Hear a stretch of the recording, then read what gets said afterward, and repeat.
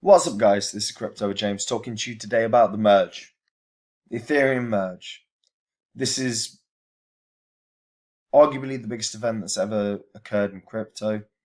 And I want to look at what's coming because it's going to happen midway through next month. And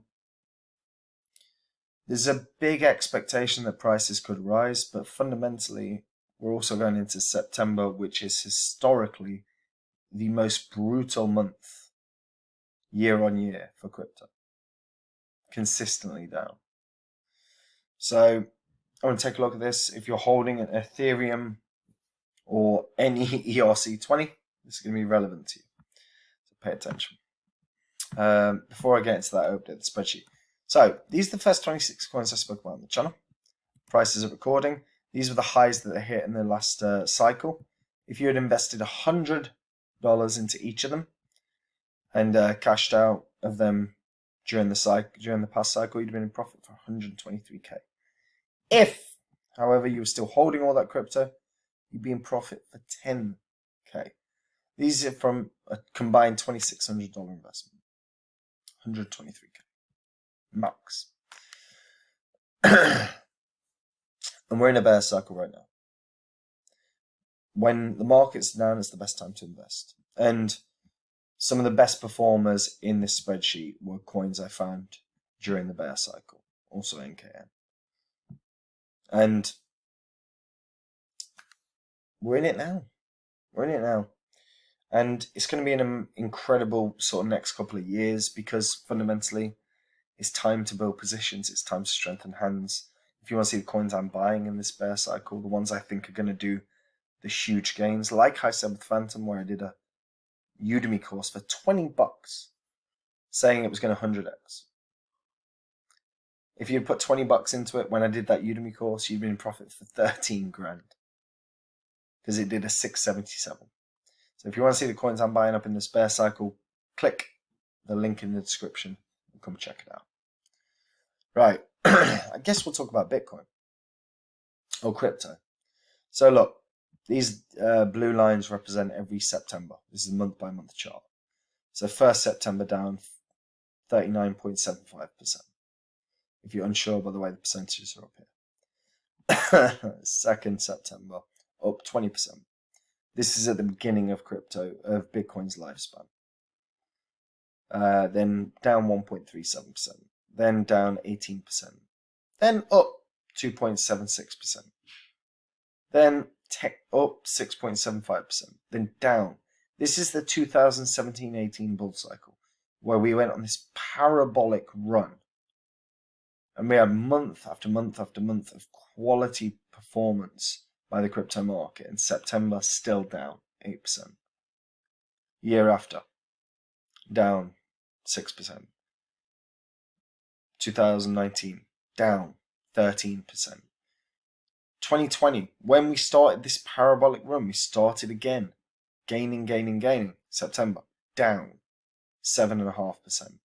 Then, in the 2021 cycle, where we had the huge run, crash, huge run again, September, down 7%. And we're coming up to it. We're about to start September. September, month on month, the worst, most consistently poor performing month in all of crypto. Compare against every other month in crypto, September's always been the worst. Unequivocally, always been the worst. And now we're rocking up to the Ethereum Merge. And the Ethereum Merge is massive. So, transitions proof of stake set to start on September 16th, although 6th, sorry, but we've had differing perspectives around the 15th, 16th. Now, this article is fairly irrelevant, but I will point this out. The merge is by far one of the biggest events in the crypto world today. On one hand, it's a technological upgrade that will allow new features on the Ethereum blockchain, but it's also something more abstract. It's a test of the community's coherence and commitment. If Ethereum survives and thrives after the merge, it'll be a sign of confidence in the platform. I agree with that. That's a big thing. Community is massive, and fundamentally as well, institutional investment within Ethereum, within your Aves, your synthetics. There are a plethora. Ethereum has the biggest ecosystem by a country mile. So community coherence and commitment and confidence in Ethereum is key moving forward. And look, the merge, it could go one or two ways. It could be a triumph, it could be a disaster. And fundamentally, I want to talk about what the benefits versus the downsides are. So the merge, we should see increased security through decentralizing the network. The barrier to entry is dramatically lower when compared with mining. Also, energy consumption should reduce unbelievably, plunge by 99%. Proof of stake will also lay the foundations for innovations such as sharding and scalability and speed. And we should see speed and scalability grow at a rapid rate over the course of time. But there are downsides. And there's an argument that the merge could actually reduce security and cause further centralization because there are a few big players involved in staking. Also, many fear that it's going to be easier for governments around the world to control Ethereum at the protocol level because they can impose the rules and regulations on these big entities that are staking Ethereum. And we've already seen stuff like Tornado Cash being sanctioned in the past sort of couple of months. So censoring transactions could be really problematic. Miners are also staunchly against proof of stake for obvious reasons. They'll no longer be able to use their hardware to get their Ethereum rewards. That's a huge blow for them. When the merge happens, we could see a proof of work hard fork, which is ETHW, which we've spoken about on the channel. It's not guaranteed it has success. And people do need to be aware of that. The bigger thing is as well is there's been, particularly within YouTube, this relentless narrative about, oh, well, it's going to be faster. Fees are going to drop. No. No.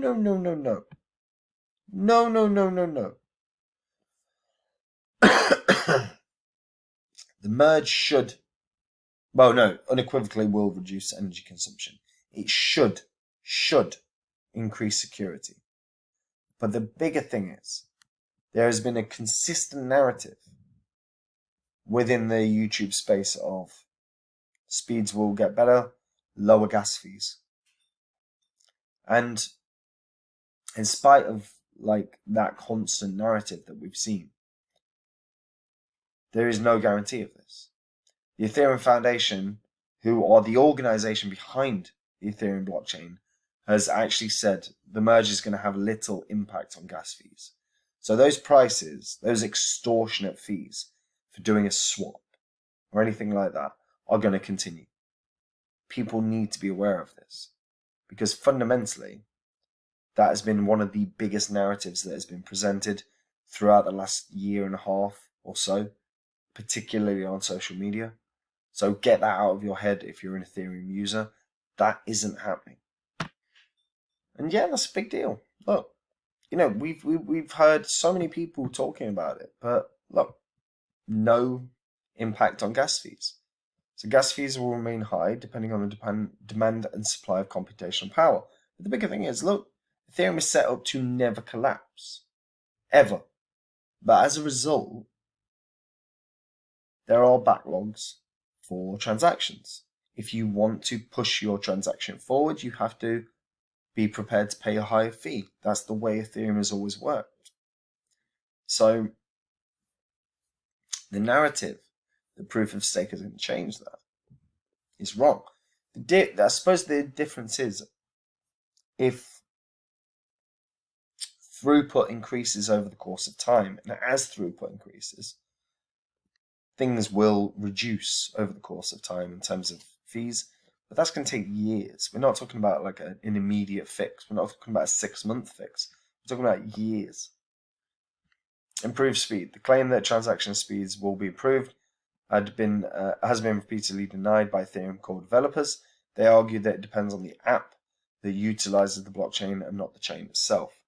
And the argument there is not so much about Ethereum, but it is about the layer 2s. The layer 2s can still scale well because they're already doing it. If Ethereum itself can improve even slightly, all layer 2s can improve at that same magnitude times the multiplier that they already get through transactions. NFT fees, they're not going to change. You'll have to pay a transaction fee to create a new NFT. And minting fees are going to remain the same, unequivocally. Rewards from staking, they're going to be okay. The final thing is, look, what's going to happen with ETH? It's expected the price of ETH is going to rise after the merge, in part due to projection as a result of sort of the success of the merge and a potential system of hedging exposure. The idea that ETH fees will be burned as a result is simply a myth. Instead, unburnt fees and execution level tips will be sent to stakers. So validators will receive 30% of transaction fees. There's been a lot of talk about how the merge will change commissions, fees, and withdrawals. However, these things are unlikely to occur before the next phase of the network's transformation. So, with regards to Ethereum, I do believe wholeheartedly this is going to be a 5-figure coin. I just do. I think it's already the strongest ecosystem on planet Earth in terms of crypto. I do believe that over the course of time, with the layer 2 implementations, whether it's the ZK rollups or whatever, they're going to start flying. Ethereum is set to grow. Now, whether it happens this year is a different matter, but fundamentally, the merge could be an underwhelming event. And the reason I say that is the merge is going to coincide with historically the singular worst month in crypto's history. And we're already seeing downside pressure on crypto right now. Bitcoin has dropped below 20K. We're actually close to seeing a engulfing candle for the month of August compared to the month of July. We could very well see continued downside pressure for Bitcoin and as a result the overall crypto ecosystem. Ethereum is not different to every other crypto. If Bitcoin drops, Ethereum will drop. And going into the toughest month historically for crypto, we might not see that immediate run for Ethereum. We might see Ethereum really suffer. Because there's no guarantee, by the way, that the merge works. It's an insanely complex uptaking that these developers are doing. And if it works, incredible, fantastic. But even for Ethereum to hit 5 figures, we are still looking 2, 3, 4 years down the line. Certainly north of 2. Certainly. And again, fees aren't going to drop. So if you're an Ethereum user, or if you're looking to buy Ethereum long term, cool. Ethereum is a winner. It's been a winner. It will continue being a winner. But don't get confused about what's about to happen. Fees aren't going to change. Transaction speeds should improve. but that is going to be over the course of years. The merge can go wrong. The strength of the community is vital. And if these things falter at any point, there could be problems. I don't believe there will be, but go with your eyes wide open on this, because these things can happen.